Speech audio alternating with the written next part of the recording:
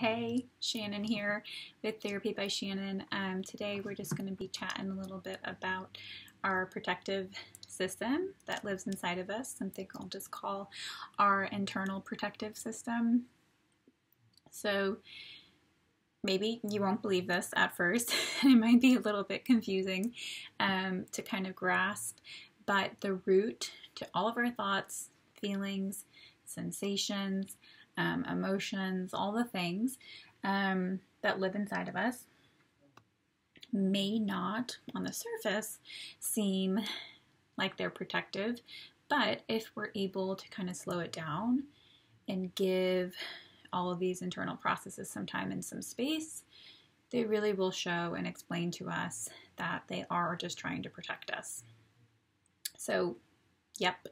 Like even the self-sabotage thoughts and feelings and behaviors that we have, even our suicidal thoughts, the ones that lie and cheat and steal, all of those things at their core are protective.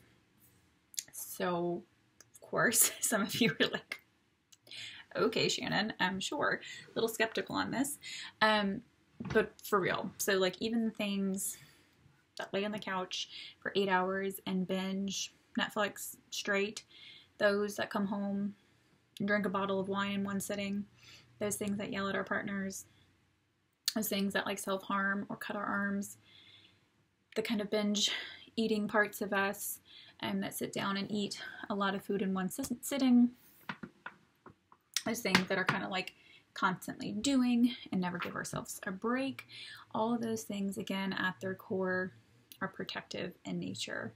So all of these examples, of course, that I just listed above are things that on the surface don't really seem helpful to our day-to-day lives, don't seem protective at all. They seem like they're causing us a lot more troubles than they are protecting us. But again, what we'll see if we kind of sit with them for a little bit and explore them, that they really are good-natured and they're protective against the alternative deep down at the core. And they're really trying to protect us from that alternative that they believe is going to happen if we don't do this thing, if we don't cut our arm, if we don't drink this bottle of wine type thing.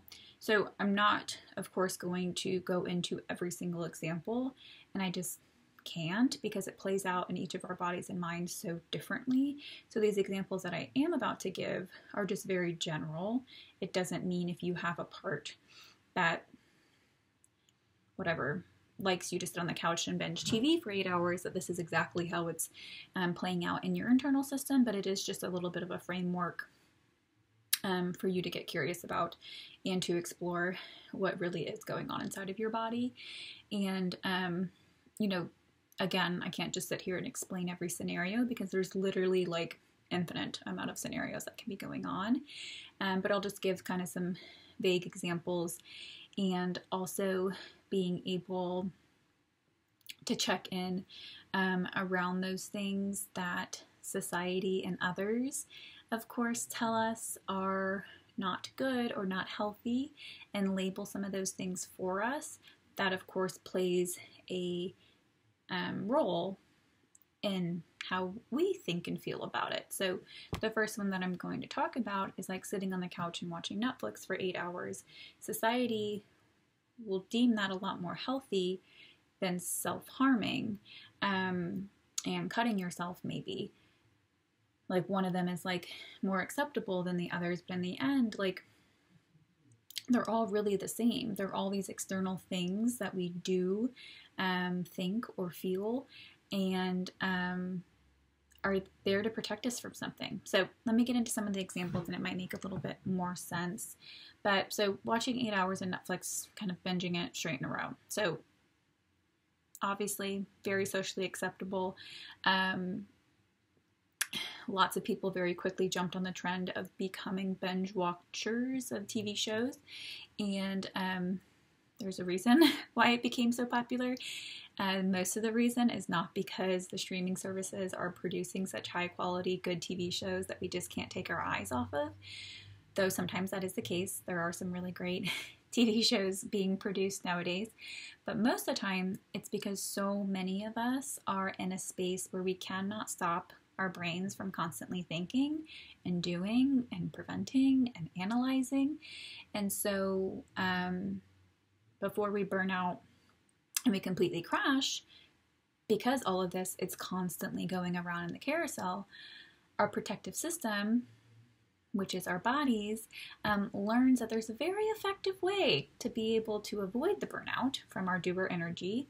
And this is to get a short break from the constant chatter inside of our heads and zone out on the couch for 8 hours and watch that new TV show that came out. So this naturally creates a space for the doer energy inside of our head to recharge, aka protecting the doer parts. This binge watching part is coming in to protect the doer parts because it knows if it keeps going like that on 100% speed, eventually it's going to burn out. So it doesn't want it to burn out. It has a huge fear about it burning out. So it's like, okay. This is okay. We can binge for 8 hours. And it just kind of does that pattern over and over and again. So, of course, we've got other things inside of us that don't like the bingers. They judge it and they call it lazy. They criticize it because they see the Netflix kind of binger part of us as like unproductive. But we have to also step back to see that it's not stepping in to make us feel lazy or to make us feel bad about ourselves, but it's really doing it to protect the doer from burning out. So if the doer had other resources and other ways of preventing burnout, it probably would be doing those things. But a lot of the times our doer energy and that kind of constant thing going on inside of our head does not know that it can stop. It feels like if it stops doing what it does, thinking, producing, achieving, if it stops that, the whole world is going to crumble. Or people are going to judge us, or it's going to feel like panic inside, or we're going to die. Like sometimes there's just these real life or death situations that come up for us. And so we don't have that option to just kind of like slow it down because it's got to keep going or this alternative is going to happen. So to avoid that alternative from happening, our systems maybe learn that maybe it is okay once a month to just hit this like pause, knowing we're going to go watch Netflix to avoid burnout, come back, start the whole pattern over again. Eventually get to a space where we're feeling like we're going to burn out, go watch Netflix for 8 hours, come back. So it just creates these patterns inside of us. Again, all protective against the doer energy. Another example maybe to connect with is like yelling at your partner. Yelling at your partner during an argument always has a protective space to it. Remembering that protective does not mean making it easier in our external lives. Most of us would probably have lots of data to produce that yelling at our partner does not make our lives easier. But bringing us back to our internal structure and our system, if we know that our partner shuts down when we yell at them, and we also know that fighting makes us feel unsafe and threatened, the protective pattern that may kick in is for you to yell at your partner, get them to shut down, stop the fighting, and now your internal system can go back to its safe baseline. Surely does not mean that the fight is over and that it's resolved. And again, that yelling is the most externally healthy thing for you to do. But for your internal system and your parts to feel protected, calling on that yelling thing to come in and stop it from fighting and stop it from feeling unsafe and threatened during the argument is the best thing it can do in that case. So again, isn't saying, whatever, go yell at your partner, that's fine, you're just trying to keep yourself safe. But again, providing this framework for us to see that we're not yelling at our partner because we like making them feel like shit. We're yelling at our partners to protect us. And in that protection of us and in being able to explore that a little bit more, we're going to be able to get to a space where we can comfort that thing inside of us that feels really unsafe and threatened during arguments, so that we don't have to yell at our partners to shut down the fight and then feel safe. We can find that safety somewhere else. It's just right now and how that pattern's set up, it doesn't feel like it can have that safety in any other way other than this dynamic that's in place right now. So yeah, kind of the goal is to be able to explore that a little bit more, and whether that be in therapy with a licensed mental health professional or kind of doing some of your own inside exploration work on your own. But last kind of example I'll go into is like self-harming behaviors. So a lot of us do not feel like we have control of a lot of things inside and outside of our bodies, and we have a lot of feelings inside of us that do not feel safe to feel, to explore, to identify with. So these feelings usually have a really large held belief that if we feel them, it's going to crumble us and it's really going to be the worst thing ever. So if we do get a space to express what's inside in a way that feels safe, it leaves us feeling out of control in our internal state, and a lot of the time in our external lives as well. So our bodies are going to do what they do, and they're going to take it in their own hands, and they're going to find a way to take back the control and to feel something on their terms, because that is what we are designed to do. So if we kind of bring self-harming behaviors into the picture, whatever that self-harming behavior is, the internal system will very quickly learn that it is a very effective way to send a signal to the body that we are in control and that we can feel things on our terms. Therefore, protecting us from this held belief that feeling, or that all feelings, or that being with past experiences will crumble us, all while allowing us to release some of the pain and feeling something that is self-inflicted.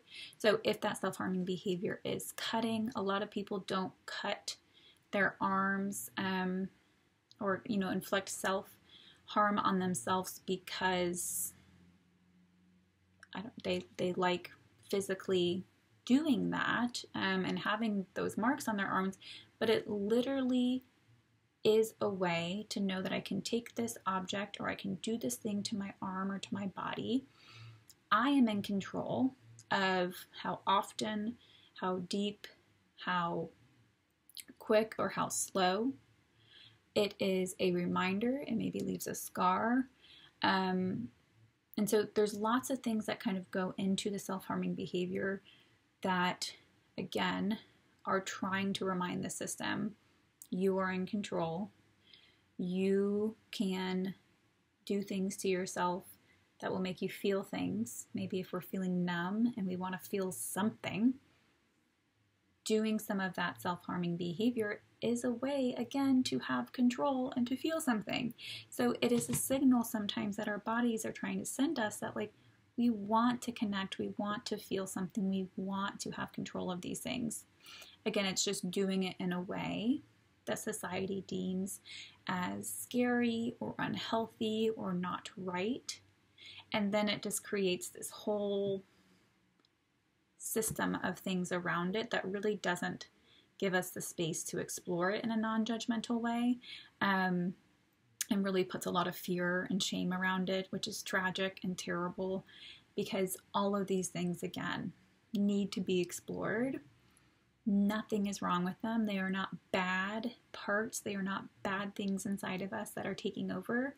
They are just so misunderstood, and they don't have a space to be able to say, hey, I want to feel things and I want to connect. They don't know how to do that. So how do they do it? They self-harm. They binge. They drink a bottle of wine. That's just the pattern that's been there for them and how to get their needs met. And we want to create a platform and a space for them to understand that there are other ways to communicate what they need, and that we're here to listen and to be able to understand what they need.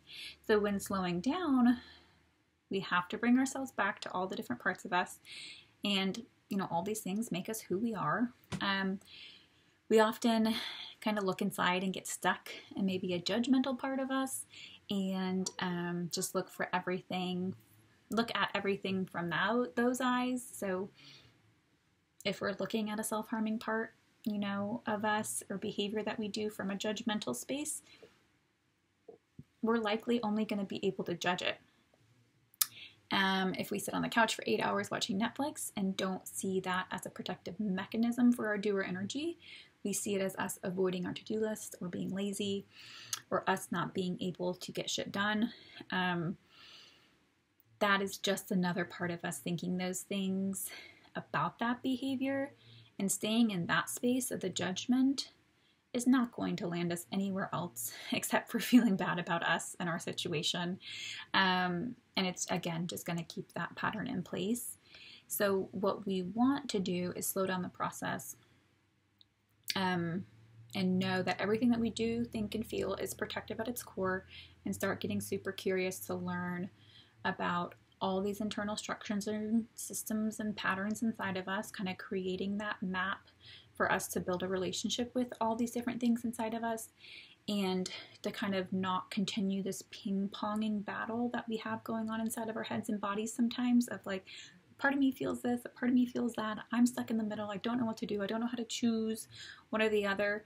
Like, we want to kind of press pause on that dynamic to learn more about why that's there and why we're always stuck in the middle. Like I said in the beginning, some of this may not be making sense to you, and that's okay. Some of you may kind of really resonate with it. If all of this is like not making sense to you, like at all, a lot of this is coming from the framework of internal family systems. If you want to learn more about internal family systems, you can. Lots of books and podcasts and all sorts of things out there about it. You can just simply Google internal family systems and lots of things will come up. But it may clear up some of like the lingo and things that I was using. But it's really just the way that I kind of view the human experience, and all of our different thoughts and feelings and sensations and stuff that are going on. Of course, if you are experiencing any of self-harming or suicidal or homicidal thoughts or feelings or anything like that inside of you, and you need kind of additional support, of course, call 911 if you're in that space currently right now. Find a local mental health agency. You can just simply Google like your town and crisis hotline, and the number will pop up. You can call them and get yourself help if needed in those kind of crisis situations. And then if you're ever just looking for mental health resources, Mental Health Louisville is a great space to do that at if you're local to the Louisville space. And then if you're not local to Louisville, NAMI is a great space, NAMI. They've got national platforms all around where you can kind of get connected to different things. And if you're ever interested in working with me, I am a licensed mental health professional in Kentucky and see individual adult clients. And you can learn more about me on my website. So that's therapybyshannon.com. Okay, bye.